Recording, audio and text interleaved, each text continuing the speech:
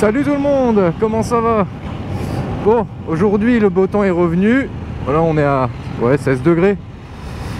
Du coup, j'en profite pour rouler un peu histoire d'avancer dans le rodage. Parce que putain, ça faisait un moment là que je l'avais pas sorti. Je crois que je suis à 200-250 km toujours, là ça n'a pas avancé. Du coup là j'en profite, il y a quelques jours de beau temps là qui sont prévus.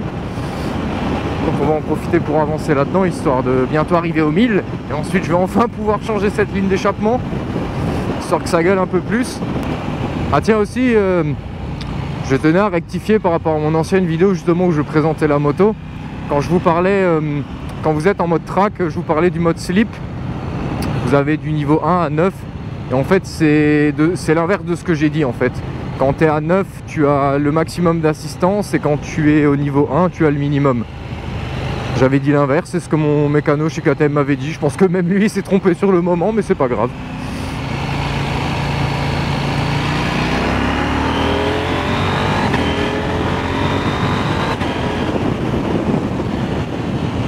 Ah putain, Kangout c'est mort là.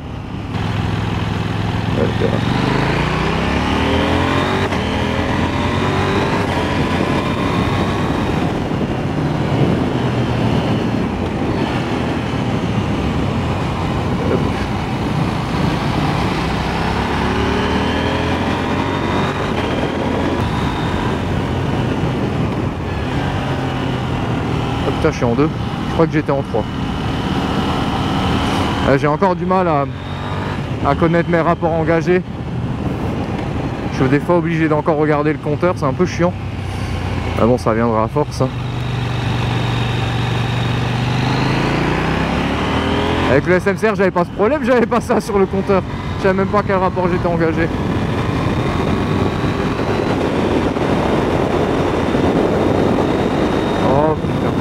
Mais franchement c'est abusé cette moto comme elle se conduit facile. T'enfiles les virages mais à une de ses vitesses et elle se balade en fait. Franchement sans déconner tu la balades aussi facilement que le Supermoto. Franchement j'abuse pas, c'est hallucinant comme tu la prends en main facilement. Comme dit, c'est mon premier roadster. Et je la prends là, je l'ai pris en main en 2-2. Bon, je suis pas encore en mode grosse avoine mais... genre je veux dire franchement dans les virages tu sais très facilement où tu la mets, tu l'emmènes très facilement, tu arrives à être très précis et oh, c'est dingue hein. Genre t'as pas d'erreur de trajectoire avec, tu vois, tu arrives facilement à la diriger. Maintenant il faut voir quand tu te mets en défaut, c'est à dire vraiment quand tu vas avoir un peu une trage de merde et que tu vas essayer de te corriger, est-ce que ce sera aussi simple que le Supermoto? Et ça je pense pas. Le Supermoto ça reste le SMCR, ça reste une bécane, en fait tu peux faire des trajectoires en V. C'est-à-dire que tu rentres tac et tu fais tac d'un coup comme ça. Tu as juste à lui mettre un coup d'angle, tu remets un coup d'axel et ça passe. Putain il fait chier avec son vélo lui. Alors que en général les roadsters c'est plus du... c'est de la courbe, c'est genre tu rentres et tu ressors comme t'es rentré quoi. Si t'es rentré comme de la merde, tu vas ressortir comme de la merde. À voir celle-là, si vu son poids, est-ce qu'elle est facile à rattraper ou pas quand tu fais un peu de la merde. Bon, surtout qu'au niveau du freinage faut faire gaffe parce que ça arrive, normalement tu freines pas en virage, mais ça t'arrive des fois d'oser un peu le frein pour la rediriger. Et là faut voir vraiment avec le lourd freinage qu'il y a dessus, il faut voir si ça passe quoi, si c'est facile à doser ou pas. Pour l'instant ça va, mais j'ai pas encore fait d'erreur on va dire, parce que comme dit je suis en avoine tranquille, donc je suis pas non plus débutant quoi. Mais quand je vais faire vraiment de la grosse avoine dans des cols que je connais pas forcément, que je vais faire des erreurs, voilà, va falloir voir si c'est une moto qui est facilement rattrapable ou pas. Surtout avoir de la chance de pas se planter.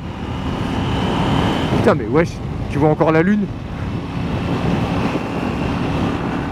Il est quoi? Il est 15h30 et tu vois encore la lune, normal. Après le soleil est tellement dégagé là.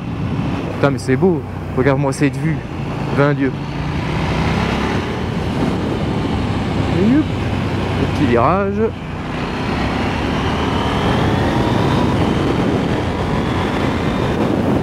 Oh le shifter c'est la vie aussi putain.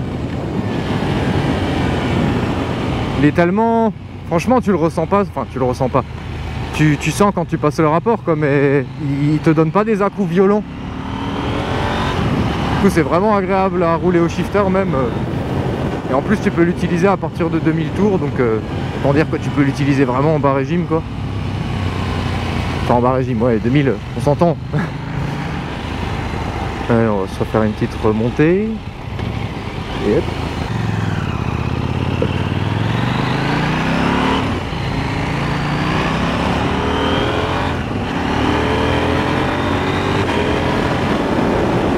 Bon, là, normalement les pneus sont un peu plus chauds.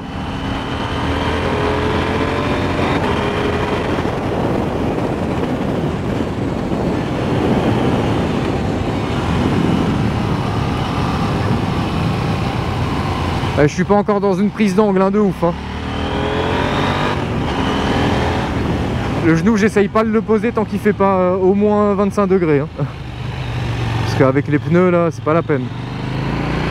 En vrai il chauffe déjà un peu tu vois, mais genre pour moi ça suffit pas. Et la route est trop, le bitume est trop froid.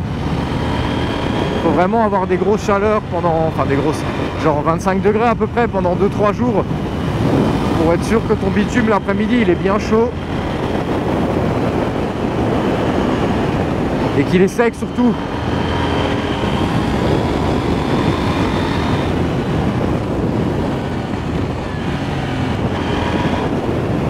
Ah, quand même essayer de mettre un peu d'angle là.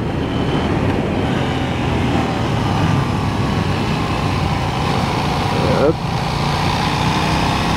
Ah c'est... non. Pour l'instant je suis pas en confiance. Avec quoi.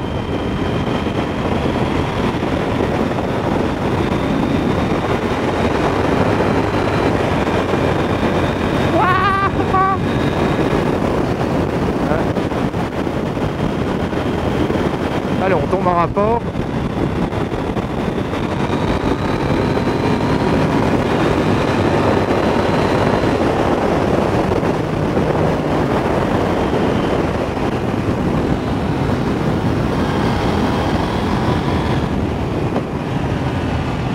Oh, que c'est kiffant. Ah, peut-être aussi la 2 ça suffit.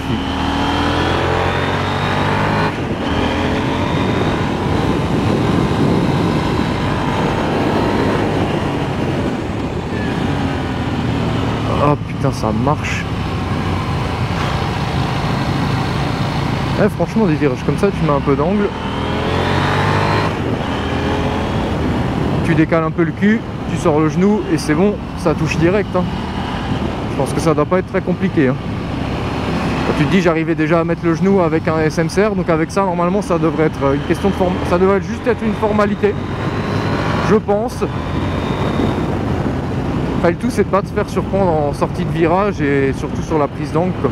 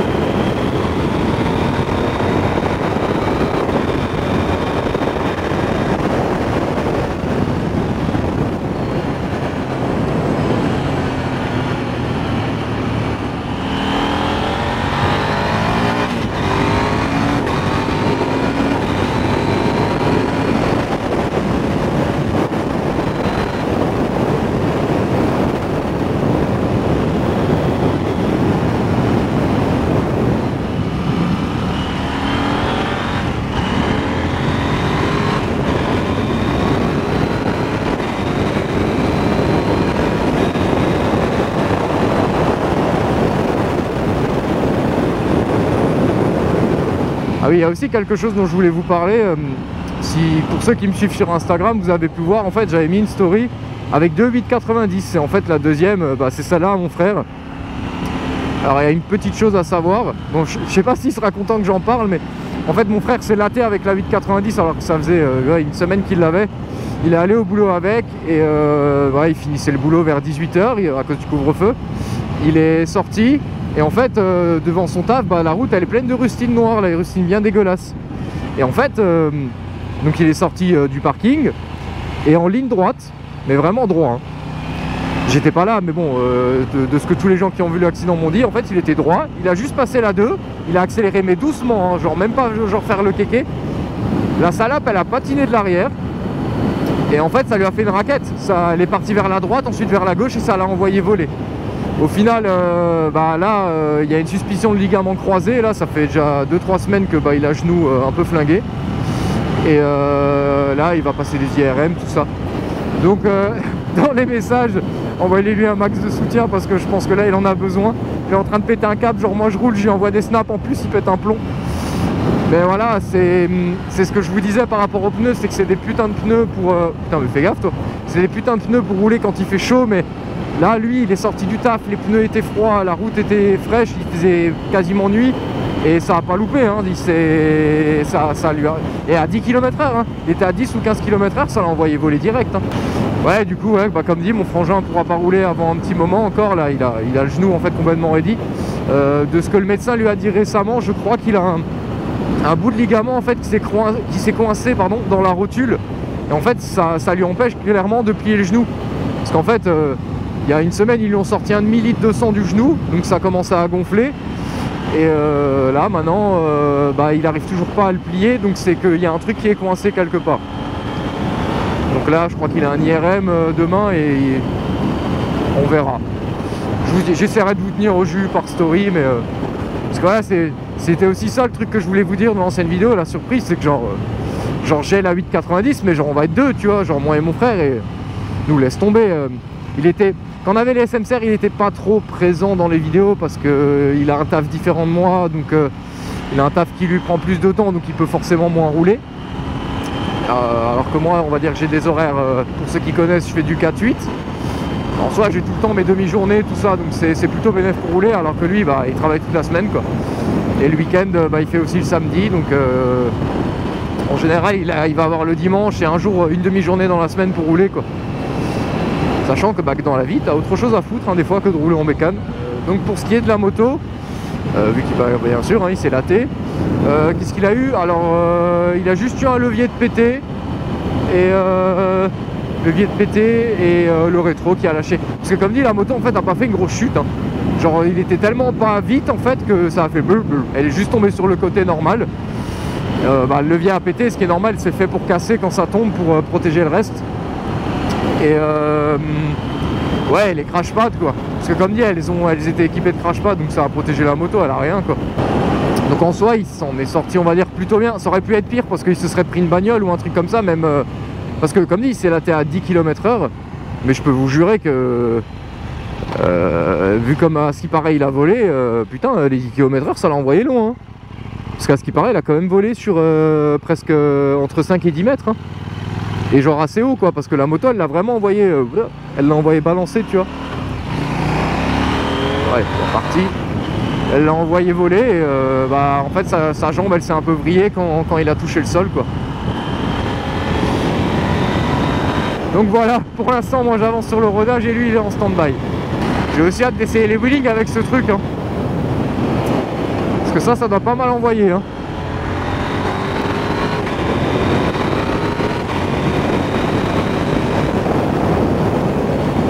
Bon, le bordel, ça doit être sympa hein.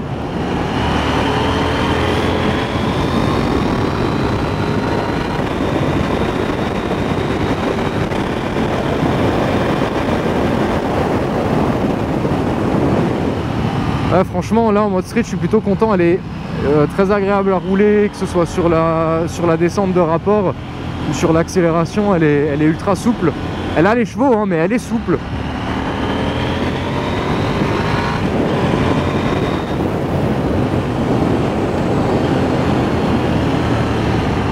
Oh, un peu fait de la merde hein.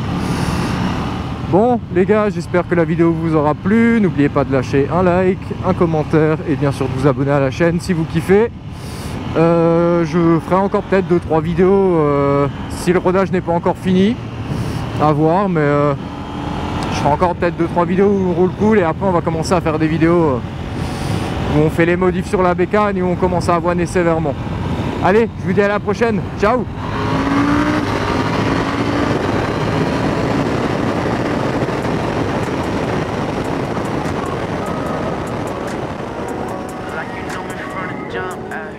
Like you know me from the jump. you knew me from the dark. No more room for hesitation. I'm focused on my destination. I hate to be the one that's always contemplating. I'm worried about my soul, I need some meditation. From always giving more in every situation, that should get me down.